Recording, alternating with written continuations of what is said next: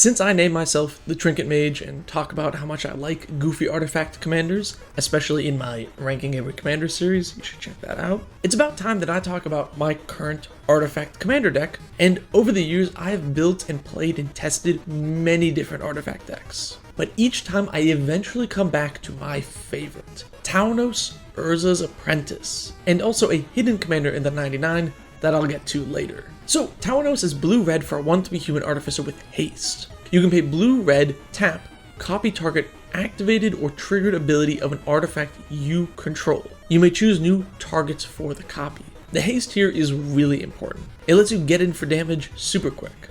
I'm kidding. Allowing you to activate that ability immediately the turn your commander comes into play is phenomenal. This commander is seriously underrated though. On EDH Rec, he's behind 4 other Izzet commanders, and there's only 220 decks in total. So my deck is filled with activated and triggered abilities for my commander to copy. Cards like Cityscape Leveler and Spine of Ish-Sah are great removal, especially when you double up on it and remove multiple things at once. For activated abilities, I got Chaos Wand and the new One Ring to rule them all. Chaos Wand isn't good, I want to make that clear, but it is very funny, especially when you copy it with your commander. The ring though is phenomenal in this deck. Tapping the ring once and then copying it with Tawnos to immediately draw 3 cards and skip the 1 damage from the first bird encounter is really good. And then the next turn, which you're probably gonna get since you got protection, is going to allow you to draw so many more cards. And cards like the One Ring really highlight why this commander is so good. They're going to print more artifacts with activated or triggered abilities. It's gonna happen, which means every single year, or honestly even set release, there's probably something new for your commander.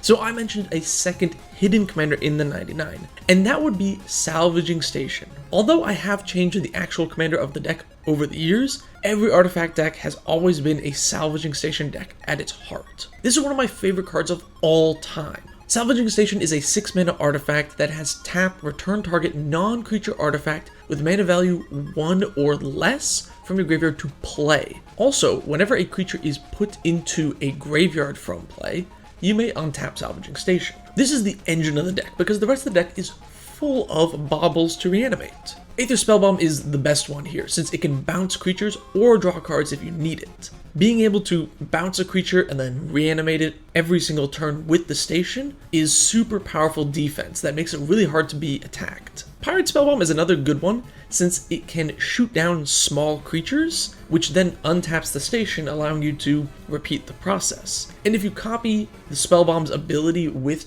Tawnos, you can then deal 4 damage and kill bigger creatures. The station untapping is a huge part of why it's so powerful. Let's say you have Salvaging Station in play, and a bauble that can sacrifice itself to draw a card for free, like Conjurer's Bauble, let's say. If opponent A attacks opponent B, and let's say opponent B double blocks with 2 tokens against a 2/2, and all 3 creatures die, then you get 3 untap triggers on the station. So you can just respond to each one individually. Before the untap trigger, you're going to sacrifice the Conjurer's Bauble to draw a card, and then tap the station to put the bauble back in play, then let the untap trigger resolve to untap the station, and then do the same thing 2 more times before the other untap triggers resolve. Basically, you're now drawing a card whenever any creature dies. And when this is comboed with a board wipe, you can end up drawing 10 or more cards sometimes. There are other good utility baubles that are really great to repeatedly use as creatures die and you keep reanimating it. Welding Jar is a phenomenal one because it protects your artifacts, and Wayfarer's Bauble, which lets you ramp out pretty quickly. Especially when you're doubling that ramp with your commander and getting 2 basics each time, you can get a ton of mana really fast. And then the deck has clone effects, like Sculpting Steel or Copy Artifact, which let you make multiple stations and get insane value off of any creature dying.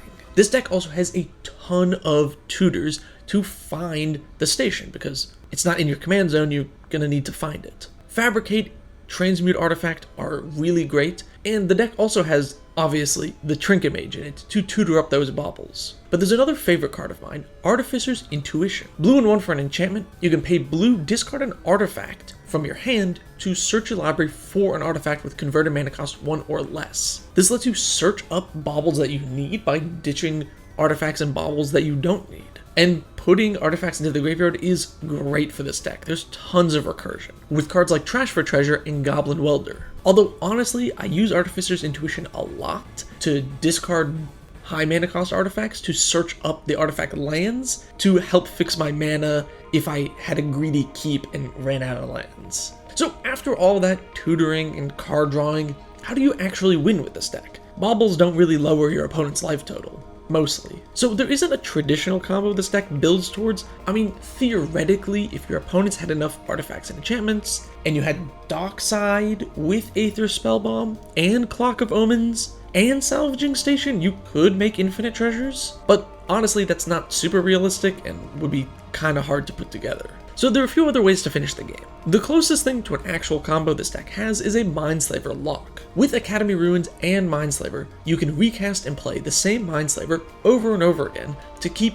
taking one player's turn. Throw in your commander, you can copy the Mindslaver effect and steal 2 players' turns. This essentially turns the game into Arch Enemy, a 3v1.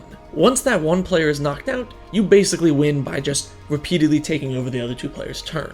If you throw in Kurkesh Onaki Agent, you can copy the Mindslaver effect again, allowing you to steal everyone's turn, and that also wins the game. Although, a lot of moving parts and a lot of mana, so difficult to pull off. A more realistic win con is Memnarch plus Storm the Vault. Memnarch is a classic commander boogeyman, able to steal artifacts and also turn things into artifacts to then steal. Basically, for 7 mana, you can steal any permanent on the board permanently. And copying that theft ability with Tawnos is really strong. Storm the Vault, though, is a really interesting card that I think not enough people play in their artifact decks. The front half is a little underwhelming, getting treasures for connecting with creatures, which my deck isn't very good at connecting. But on your end step, if you have 5 or more artifacts, then it flips into a better Tolarian Academy. Tapping to create a blue for each artifact you control gives you so much mana in this deck that it allows you to activate Memnarch